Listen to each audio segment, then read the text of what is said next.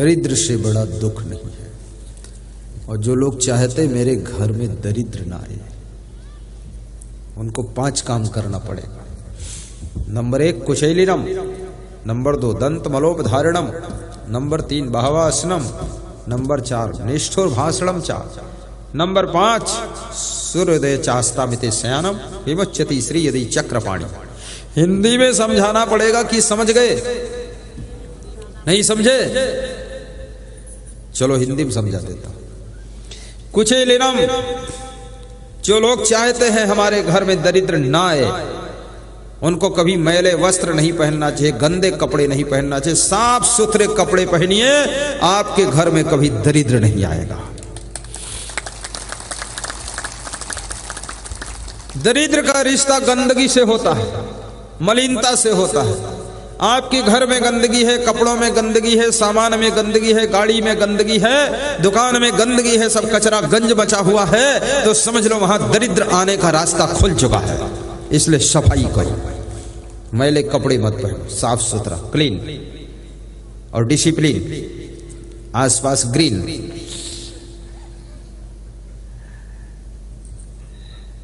दूसरी बात दंत मलोपधारणा, दूसरा कि दांतों पर मैल नहीं लगा होना चाहिए, दांत साफ। जब आप मुस्कुराएं तो आपके दांत देखते ही रह जाए लोग, क्या सुंदर दांत है, ऐसे दांत, साफ सुथरा दांत। कितने लोगों के दांत तो बहुत सुंदर थे, लेकिन इतना मसाला खाया है, इतना तंबाकू, पान, जर्दा, पुड़िया, गुटखा, माटी, गोबर सब खा खा के पूरा दांत को गोबरगंज बनाया है। हाँ, मुंह को भड़भूजा बना दिया है। हाँ, अरे कितना सुंदर मुंह है, देखो महिलाएं कुछ नहीं खाती ये सब, कितना सुंदर इनके दांत रहते हैं। महिलाएं इसीलिए ज्यादा उम्र तक सुंदर दिखती हैं, पुरुष बहुत कम उम्र में ही बंदर जैसे दिखते हैं।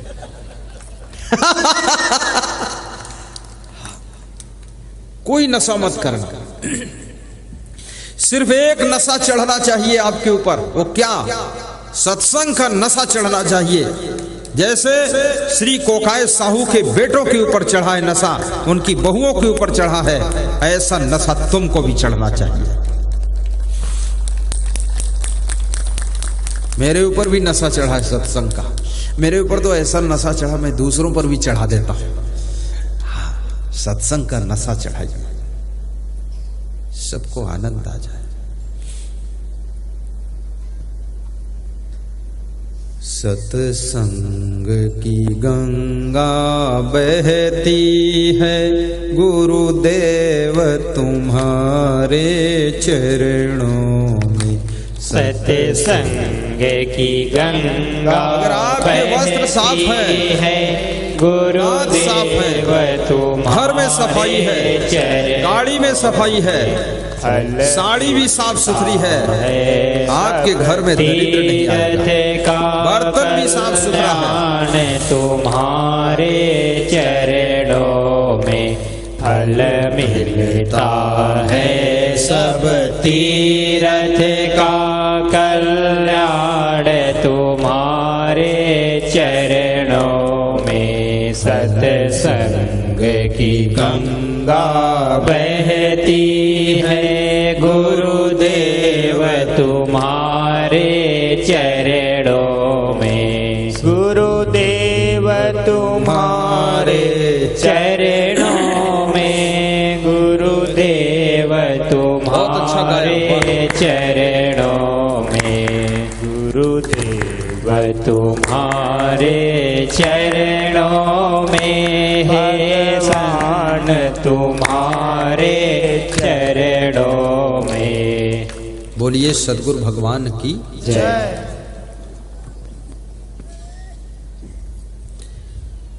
नंबर 3 बहवासनम।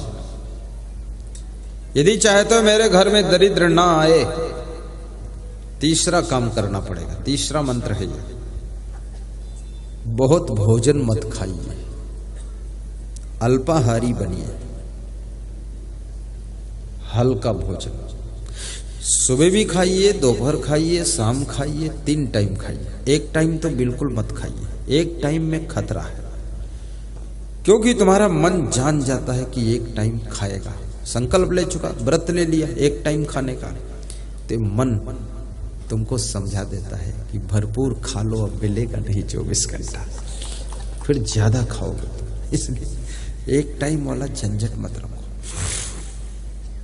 सुबह फ्रेश होइए, मंजन ब्रश करिए, थोड़ा नाश्ता कर लीजिए, आधी मुट्ठी चना, एक मुट्ठी वो लैया, क्या बोलते, मुरमुरा, मरमरा, वो धान का जो होता है चावल, मुरी, मुरी चुरमुरी, उसे चबा लीजिए। और थोड़ा सा फल भी खा सकते हो, एक मूली खा लो सुबह, एक गाजर खा लो, देसी पपीता भी खा लो।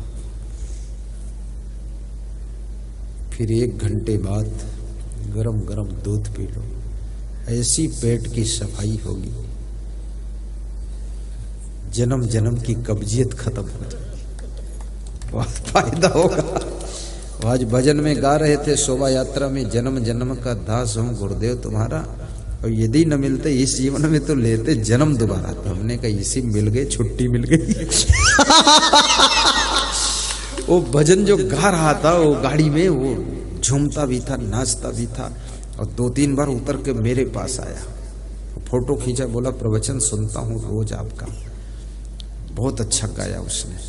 वो डीजे वाले थे ना, बैंड बाजा वाले भी बहुत अच्छे थे, अंग्रेजी बाजा खूब बजाया, लंबा चलना था तो बाजा लिए लिए चल रहा था, बीच में बजाता ही नहीं था, थक जाता था, लेकिन बाजा अच्छा था, बहुत मस्त था। शोभा यात्रा का इंतजाम अच्छा था, सबका व्यायाम भी हो गया 1-1.5 किलोमीटर में, बहुत अच्छा लगा। सब चरण धूल भी लग गई सबके ऊपर, और थोड़ा सा भूख भी लगी लोगों को, तबीयत ठीक हो गई, सुस्ती मिट गई, चार्ज हो गया शरीर। नहीं तो बैठे बैठे सब थक जाता है, चलना भी चाहिए। बहुत अच्छा लगा। अब कल पता नहीं क्या होगा, थोड़ा तो कुछ होगा, यही बजा देंगे बाजा। तो जन्म जन्म का दास हूं गुरुदेव तुम्हारा। बहवाश्रम, बहुत भोजन नहीं खाना चाहिए। यदि कम भोजन खाओगे तुम्हारे घर में दरिद्र नहीं आएगा। कम भोजन खाने वाले बहुत कम बीमार होते हैं, अधिक खाने वाले अधिक बीमार होते हैं, और बिल्कुल ना खाने वाले जिंदा ही नहीं रहते। इसलिए थोड़ा खाना भी चाहिए, और बदल बदल के भी खाना चाहिए। नाश्ता भी चेंज करो, दाल भी चेंज करो, रोटी भी गेहूं की रोज नहीं खाना है, ज्वार बाजरा जौ चना की मिक्स रोटी भी खाओ कभी कभी, और कभी कभी दूध रोटी खाओ, कभी कभी घी रोटी नमक खाओ, और कभी कभी खीर पूड़ी भी खाया करो, और कभी कभी थोड़ा भूखे भी रहो आधी मीटिंग तक। जब देखो थोड़ा वजन है पेट में कुछ, भूखे रह जाओ, पानी पीते रहो, बिल्कुल सही करो इसको। बहवाश्रम, बहुत भोजन खाने से घर में दरिद्र आता है। चौथा मंत्र है निष्ठुर भाषणम चा। ये बिल्कुल सस्ता और बड़ा महत्वपूर्ण मंत्र है। चौथा, निष्ठुर भाषणम चा। जो व्यक्ति निष्ठुर भाषा नहीं बोलता है, यानी कठोर नहीं बोलता, कोमल बोलता, प्रेम से बोलता, मधुर बोलता, मृदुभाषी है, उसके घर में कभी दरिद्र नहीं आता है। ऐसे आपको संभालने के लिए कभी डांट देता है। डांटना बुरा नहीं, क्योंकि माता पिता यदि डांटेंगे नहीं, आपके बड़े लोग आपको डांटेंगे नहीं, लोहार अगर लोहे पे हथौड़ा नहीं मारेगा, मूर्तिकार यदि छेनी हथौड़ी पत्थर पे नहीं चलाएगा, तो पत्थर पत्थर ही रह जाएगा, मूर्ति नहीं बन पाएगा। माता पिता, आपसे बड़े लोग, संरक्षक, गार्जियन जब अपने अनुशासन का हथौड़ा चलाते हैं तभी तुम्हारे में से कोई सुंदर मूर्ति का जन्म हो जाता है। लेकिन प्रायः मृदुभाषी बनो, मुझे आता है। और पांचवी चीज है, जो सूर्यास्त के समय सोता नहीं है उसके घर में कभी दरिद्र नहीं आता है। सूर्यास्त हो रहा हो उस समय सोना नहीं चाहिए, जागते रहो, जागते रहो। ये 5 मंत्र ऐसे हैं, यदि तुमने पालन कर लिया तो तुम्हारे घर में कभी दरिद्र नहीं आएगा। अब कल ये बताऊंगा कि जिनके घर में दरिद्र आ चुका है वो कैसे निकल कर बाहर होगा, कल ये बात बताऊंगा। अब भूल जाऊंगा तो नहीं बताऊंगा, याद रहेगा तो बता दूंगा। हाँ, याद दिला दे। अब परसों ये बताऊंगा लक्ष्मी कैसे आती है। 3 दिन है ना प्रोग्राम, 3 दिन में 3 काम कर जाऊंगा, फिर चला जाऊंगा। फिर अगले साल आऊंगा, सब हिसाब किताब लूंगा, कितना दरिद्र भगाया है, कितना लक्ष्मी आई है। साहिब बंदगी। आइए अपने मूल प्रसंग पर हम पहुंचते हैं। सदगुरु कबीर साहब कहते हैं कि मनुष्य के जीवन में भक्ति और संपत्ति दोनों का महत्व है, लेकिन संपत्ति से अधिक धन से अधिक धर्म का महत्व है। क्योंकि धर्म ऐसे है जैसे आंख, धन ऐसे है जैसे पैर। अगर आंख ना हो तो पैर गड्ढे में गिर सकते हैं। अगर धर्म नहीं है आपके पास में तो धन तुमको गड्ढे में गिरा सकता है, बुराइयों में ढकेल सकता है, दुर्गुणों में फंसा सकता है। इसलिए धर्म की आंख होना चाहिए।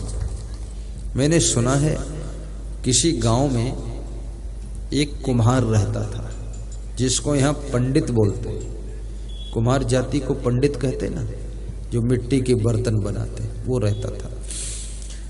दूसरा एक धोबी रहता था, कपड़ा धोने वाला। दोनों में दोस्ती थी, लेकिन वो कुम्हार अंधा था और धोबी लंगड़ा था, उसके पैर कमजोर थे। धोबी चल नहीं पाता था, कुम्हार देख नहीं पाता था, और गांव में आग लग गई। दोनों में दोस्ती थी। आहा, धोबी लंगड़ा है, कुम्हार देखता नहीं है। दोनों ने सलाह किया, भाई अब कैसे बचेंगे, आग में जल जाना पड़े। तू भाग नहीं पाता हो, मैं देखता तो हूं लेकिन मैं भाग नहीं सकता हूं, और तुझे तो दिखता ही नहीं है। तू भाग सकता तो आग में भाग जाएगा, उसी में गिर जाएगा। दोनों ने सलाह किया तो जिसके पैर नहीं ठीक थे उसने कहा, मुझे कंधे पर बिठा लो तो मैं देख कर बताऊंगा रास्ता, और तू अपने पैरों से चल और मैं अपनी आंखों से रास्ता बता दूंगा। तो जिसकी आंखें ठीक थी वो कंधे पर बैठा है, जिसके पैर ठीक थे वो चल रहा है, आंखें रास्ता बता रही। ऐसे ही धर्म आंख है और धन पैर है। यदि आंख नहीं होगी तो आप संसार के बुराइयों की आग में जलकर राख हो सकते हैं। अगर धर्म की आंख है तो आप इस संसार की अग्नि में जलने से बच सकते हैं, बच सकते हैं। इसलिए धर्म चाहिए। धर्म बड़ा विचित्र है। हिंदू होना भी धर्म है। आप लोग हिंदू धर्म के हैं, सब लोग हिंदू बोलो, मुंह से बोलो। नहीं बोलोगे तो मुसलमान बना देंगे। बोलो, हिंदू हैं? हिंदू ही रहना चाहते हो कि मुसलमान बनना चाहते हो? हिंदू ही रहना चाहते। तुम लोग हिंदू, तुम लोग नंदू। चलो हिंदू। ऐसे हिंदुस्तान में, ये भारत देश हिंदुस्तान, यहाँ हिंदू धर्म का बड़ा महत्व है।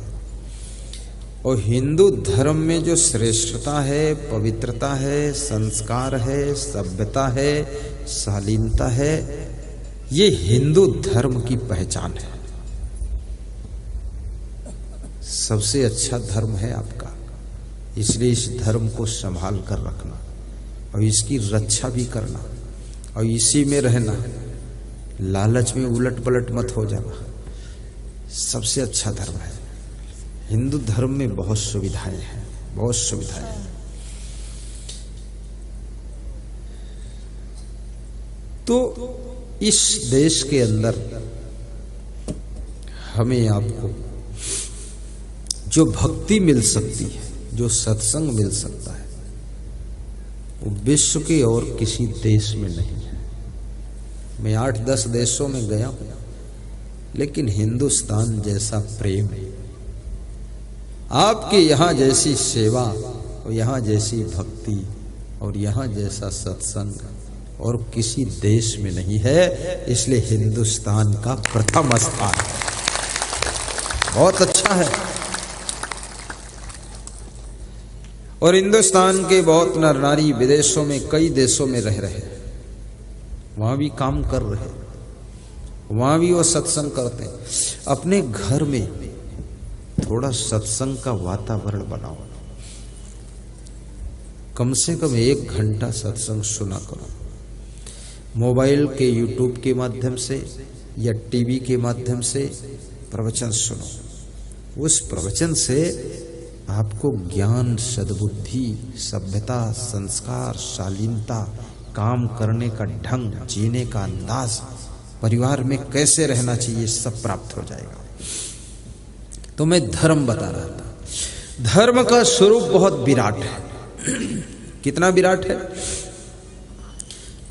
मां का धर्म, पिता का धर्म, पुत्र का धर्म, पत्नी का धर्म, पति का धर्म, नौकर का धर्म, कर्मचारी का धर्म, अधिकारी का धर्म, ब्रह्मचारी का धर्म, संत का धर्म, गुरु का धर्म, शिष्य का धर्म, भाई का धर्म, भतीजे का धर्म, ड्राइवर का धर्म, नारी का धर्म, पुरुष का धर्म, सबके धर्म हमारे साथ जुड़े हुए हैं। यदि आप किसी की बेटी हैं तो बेटी का क्या धर्म होता है? अपने माँ बाप को परेशान करना नहीं। बेटी का धर्म है माँ बाप को प्रसन्न करना, परेशान नहीं करना, प्रसन्न करना है। अगर आप किसी के बेटे हैं, पुत्र का क्या धर्म है? पुत्र का धर्म है पूरे परिवार को सुगंधित बना देना। कैसे? जैसे एक वृक्ष खुशबूदार फूलों से लदा हुआ है, जंगल में फूल खिले हुए हैं, जब हवा चलती है पूरा जंगल महकने लग जाता है। ऐसे कुल कुटुंब में जो पुत्र पैदा होता है, एक ही पुत्र इतना गुणवान होना चाहिए कि पूरी सुगंध फैमिली में फैलनी चाहिए।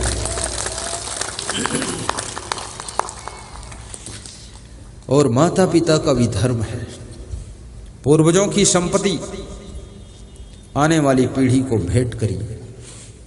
आपके पूर्वजों ने आपको संपत्ति दिया है, उस संपत्ति को और बढ़ा करके आने वाली पीढ़ी को आप देकर जाए। वो संपत्ति बेचकर शराब पीने का आपका हक नहीं है, ये मांस मछली अंडा मुर्गा खाने का आपका अधिकार नहीं है।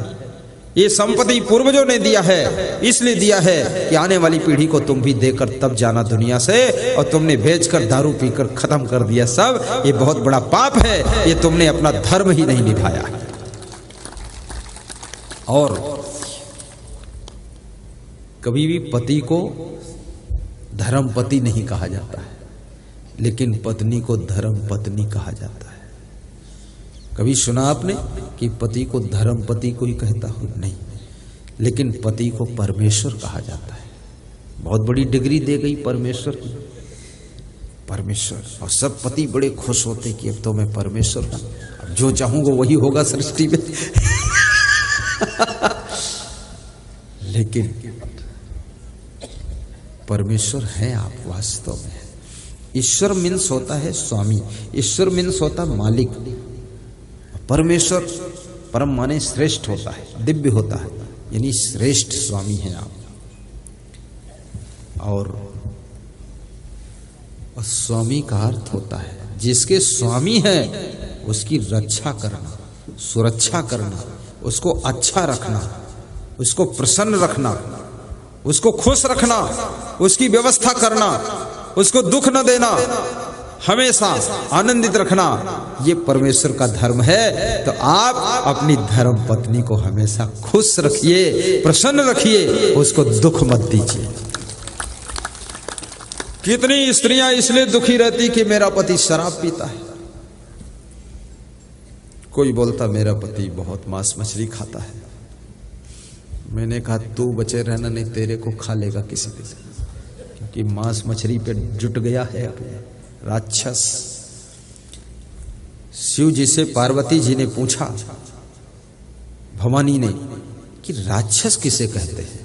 तो शिव जी बालकांड में, रामायण में उत्तर दे रहे हैं, खाए कबाब शराब सरोजा, निस्दिन पर नारिन कहा खोजा, मां नहीं मात पिता नहीं देवा, साधु से करवावई सेवा, जिनके आसाचरण भवानी, ते जानहु निश्चर संप्राणी, ते जानहु निश्चर संप्राणी। निशाचर की परिभाषा बताया, खाई कबाब शराब सरोजा। सरोजा माने अंडा। लोग कहते हैं ना, संडे हो या मंडे रोज खाओ अंडे, लेकिन ये दोहा बनाने से काम नहीं चलेगा। अंडे में जीव होता है, तभी तो अंडा विकसित होता है। उबालोगे, जीव तड़फ तड़फ कर अंडे से प्राण पखेरु बाहर हो जाते हैं, बहुत पाप लगता है। आलू खाइए, टमाटर खाइए, गुलाब जामुन खाइए, ये अंडा इतना गंदा अंडा, उसके अंदर सब पीप मवाद भरा हुआ है, उसको उबाल कर तुम मुंह में रखते हो, हद मार दी तुमने। मछली कितनी गंदी है, जल में तुम थूक दो, नाक छिनक दो, मछली तुरंत खा जाती है। गोबर डाल दो, मछली खा लेती है। लेट्रिन डाल दो, मछली खा लेती है। कोड़ी अपाइज को मछली खा लेती है। अरे आदमी कितना हिम्मती है, धन्यवाद है, ये मछली को खा लेता है। हाँ, सब गंदगी एक साथ थोक में लेता है। कितना मिक्स, कहाँ मिलेगा आइटम पूरा नरक। मत खाना कभी मछली। जियो और जीने दो का फार्मूला लेकर के चलो। जाति पाति मत मजहब से मतलब नहीं है। मुस्लिम भाइयों से भी मेरा निवेदन है कि जब तुम ईद मनाते हो तो दूध की सेवई बना करके खाते हो और खिलाते हो। वो ईद सेवई का पर्व होता है। इस सेवई दूध से बनती है।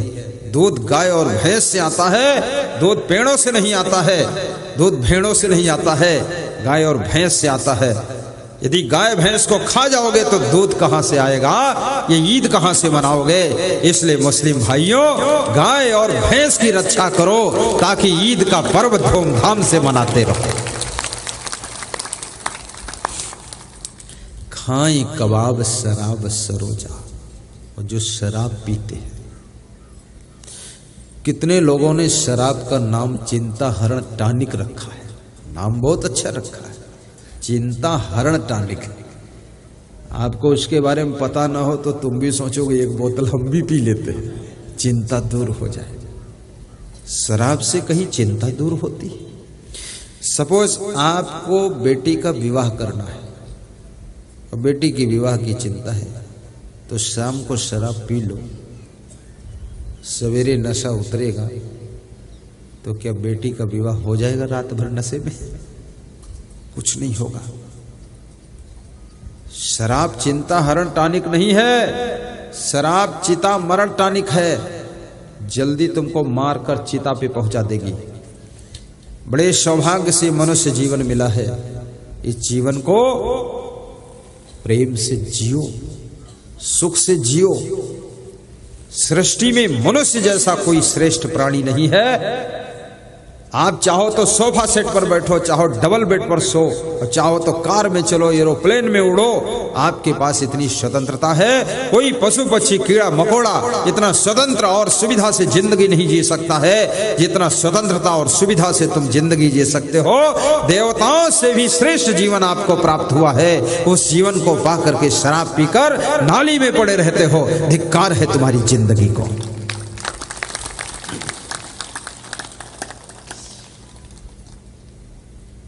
अब लगता है बिहार में कोई शराब नहीं पिएगा, मछली बिल्कुल नहीं खाएंगे लोग। मूली खाओ, मछली मत खाओ। साहिब बंदगी बोलो। जिसके दिल में दया का खजाना नहीं, राम का नाम लेने से क्या फायदा। राम का नाम लेने से क्या फायदा। जिसके दिल में दया का खजाना नहीं, राम का नाम लेने से क्या फायदा।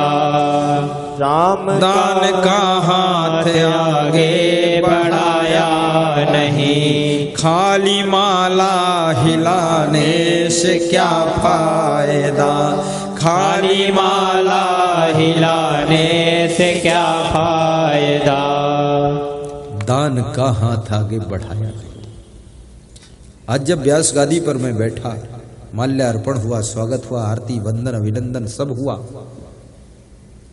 उसके बाद मैंने देखा श्री हीरालाल साहू सब संतों को एक एक गरम चादर उठा रहे और सबको दक्षिणा भी दे रहे। मेरे को तो पहले ही उठा दिया था, मुझे भी दक्षिणा दिया, सबको दान दिया। संत सब खुश हो रहे थे कि 100-100 रुपया मिल गया है। कल भी आऊंगा तो कल फिर मिलेगा। अब इस लालसा में लगे हैं। और परसों आएंगे तो फिर मिलेगा, और नरसों आएंगे तो हीरालाल ही नहीं मिलेंगे। वो बेगूसराय चले जाएंगे, अपना बिजनेस देखेंगे, रोज थोड़े मिलता है। लेकिन दान का बहुत बड़ा प्रभाव है।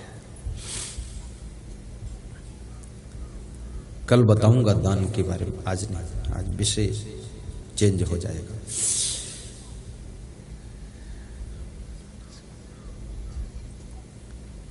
जिसके दिल में दया का खजाना नहीं, राम का नाम लेने से क्या फायदा।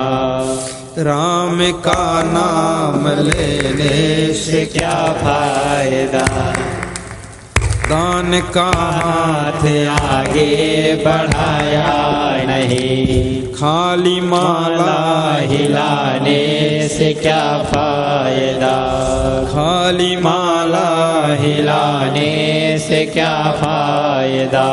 जिसको मतलब है बस अपने आराम से, दूसरों की मुसीबत से क्या वास्ता। जिसको मतलब है बस अपने आराम से, दूसरों की मुसीबत से क्या फायदा। जिसको मतलब है बस अपने आराम से, दूसरों की मुसीबत से क्या वास्ता। जिसने माता पिता की न सेवा किया, उसको गंगा नहाने से क्या फायदा। उसने माता पिता की न सेवा किया, करो उसको गंगा नहाने से क्या फायदा। जिसके दिल में दया का खजाना नहीं, राम का नाम लेने से क्या फायदा। राम का नाम लेने से क्या फायदा। राम का नाम लेने से क्या फायदा। जो लोग चाहते हैं कि मेरी उन्नति हो, मेरा विकास हो, उन्हें सेवा की राह पर चलना चाहिए। पशु पंछियों की सेवा,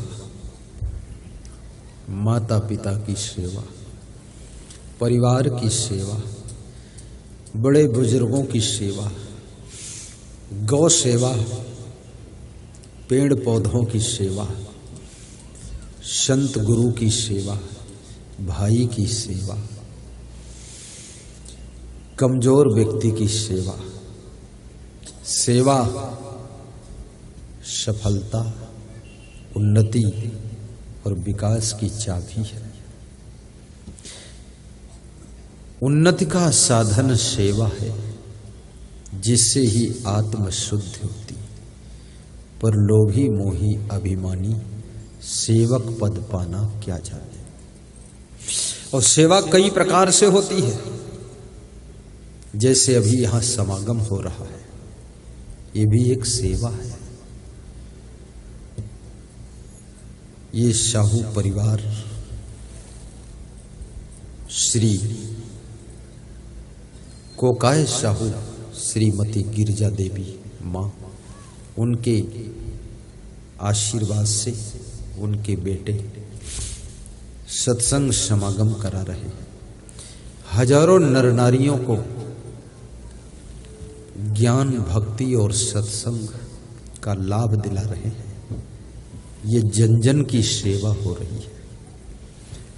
इसी प्रकार से मैं आपको सत्संग सुना रहा हूं, ये भी समाज की सेवा है। और इसी प्रकार से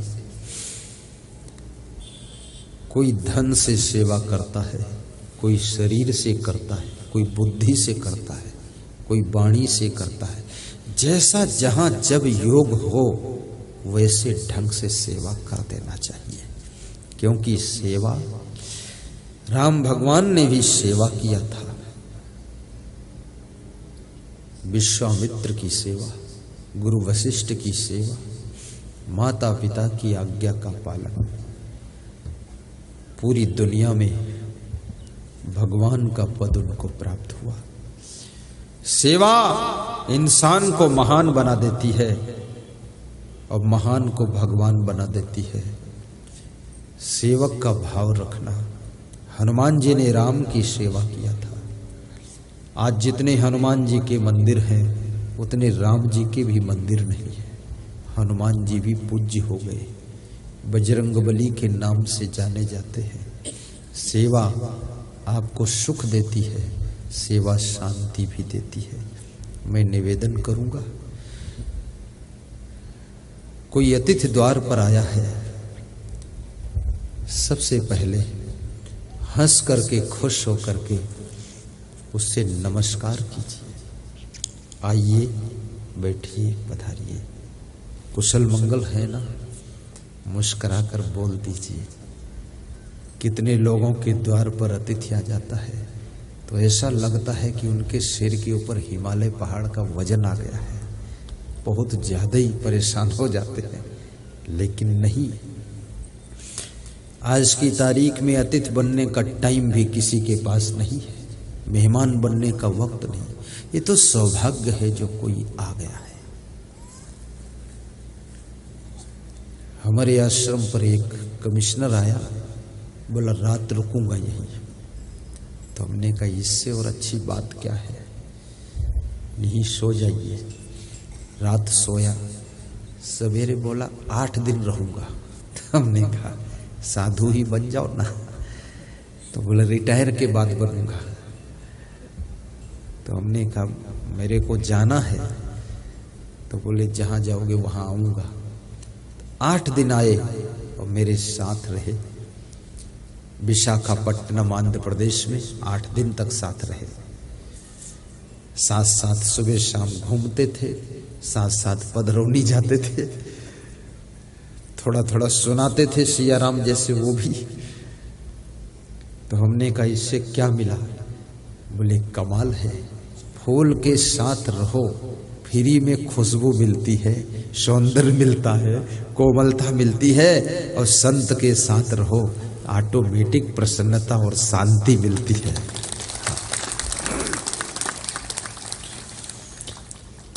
एक दिन मेरे से बोले मैं पेड़ पे चढ़ के आपके लिए नीम की दातून तोड़ लूं। अरे हमने कहा कमिश्नर होकर पेड़ पे चढ़ोगे गिर पड़ोगे। बोले बचपन में मैं सब चढ़ता था।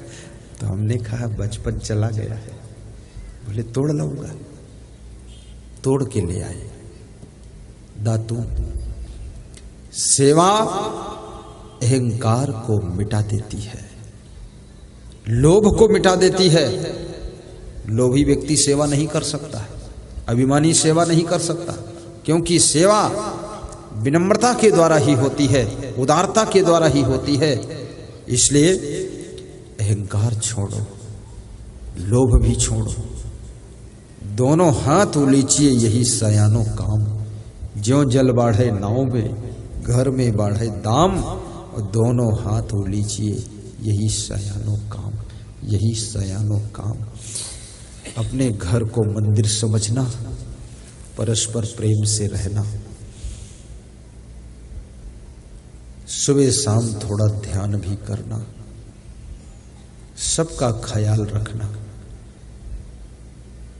पूरे परिवार को प्रसन्न रखने की कोशिश करना, आत्मावलोकन करना कि हमें क्या क्या सुधार करना है। कभी आलस्य को ना आने देना, खुश मिजाज स्वभाव बनाना, प्रसन्न चित्त रहना, दुखी चेहरा कभी न बनाना, दुख के आने पर भी दुखी न होना, अपने मन को समझाना सीख लेना। मैंने सुना है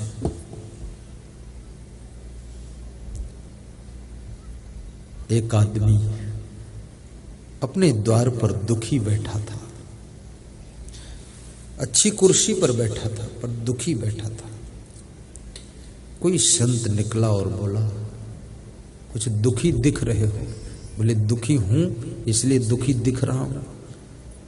क्या दुख है? बोले बहुत दुख है, थोड़ा बता दो ना। पूछा तो वो रोने लगा।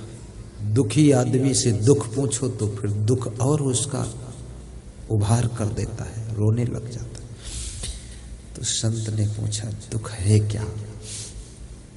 तो उसने कहा दुख की था नहीं है, इतना दुख है। लेकिन संत ने बताया इस संसार में ना तो दुख है और ना सुख है। जितनी इच्छा हो उतना सुख पैदा कर सकते हो और जितनी इच्छा हो उतना दुख पैदा करके भोग सकते हो। ये सब तुम्हारे हाथों का खेल है। दुख के निर्माता भी तुम स्वयं हो और सुख के निर्माता भी तुम स्वयं हो। जब विवेक तुम्हारा जागृत हो जाता है, मन में संतोष आ जाता है, तो दुख भी सुख में बदल जाता है, और विवेक सो जाता है तो सारा सुख भी दुख में बदल जाता है। इसलिए विवेकवान बनो। तो उसने बताया कि मेरी पत्नी मुझको गाली बहुत देती है, यही दुख है। कितनी स्त्रियां ऐसे नए नए मॉडल की गाली देती हैं, बड़ी डॉक्टर है, नई नई। कभी लोग कविता नई नई बनाते ना, वो नई नई गाली बनाती रहती है। लेकिन गाली देने से आपका भाग्य फूट जाएगा, आपकी वाणी बिगड़ जाएगी। और जो स्त्री अपने पति को गाली देती है बहुत बड़ा पाप लगता है। और जो पति अपनी पत्नी को लात और मुक्का से मारता है, 7 जन्म तक उसको फिर पत्नी नहीं मिलती है, बिना पत्नी के घूमता रहता है। हाँ, इसलिए लेकिन जो मार चुके उनका क्या होगा? आवाज से मत मारना, हाँ, कभी ऐसा मत करना। प्रेम से गम खाकर क्षमा करके रखो। और सभी को प्रेम से ही रहना चाहिए। प्रेम की शक्ति को पहचानो। आप बहुत महान हो। तो संत ने समझाया कि आपकी पत्नी गाली देती है, लेकिन भोजन देती है कि नहीं देती? भोजन तो राइट टाइम देती है, लेकिन भोजन खाने में लेट हो जाओ तो पहले गाली देती है। ये बात है, नाराज जल्दी होती, गुस्सा जल्दी आती। कितने लोगों को गुस्सा बहुत जल्दी आती है, और ज्यादा गुस्सा आने लगे, ज्यादा क्रोध आने लगे, ज्यादा दिमाग गर्म होने लग जाए तो समझ लेना अब तुम्हारा सौभाग्य का सूरज अस्त होने वाला है। ये क्रोध लक्ष्मी को भस्म कर देता है, पद अधिकार से तुमको वंचित कर देता है। विदुर जी ने बहुत स्पष्ट कहा है, सन्निच्छति यो बेगम उत्थितम क्रोधा हर्षयो शास्त्रियो भाजनम राजन यश्च आपत्सनम मुह्यति। जो लोग अपने क्रोध को सहन कर लेते हैं और हर्ष को हजम कर लेते हैं, वे लक्ष्मी और राज्य के अधिकारी बनते हैं। इसलिए याद रखना, सहन शक्ति पैदा कीजिए तो आप आगे बढ़ोगे। जिस नेता को बहुत गुस्सा आती है, जो नेता अपनी खुशियों को हजम नहीं कर पाता है, बहुत कूदने लगता है इधर उधर, वो नेता राज्य और लक्ष्मी से वंचित हो जाएगा।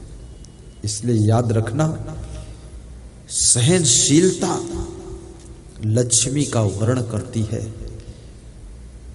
गम खाना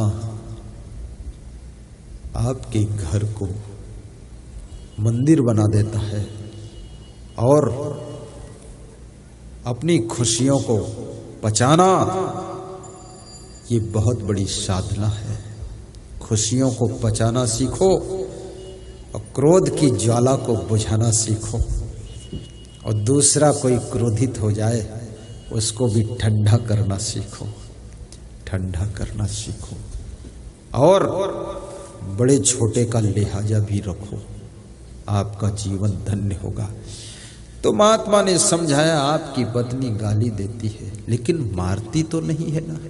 बोले मारती कभी नहीं है, मारती नहीं है, पर गाली की चोट बहुत लग जाती है। वाह वाह। नारियों को चाहिए कि अपने पति को कभी गाली न दे, इससे बहुत पाप लगता है और भाग्य फूट जाता है।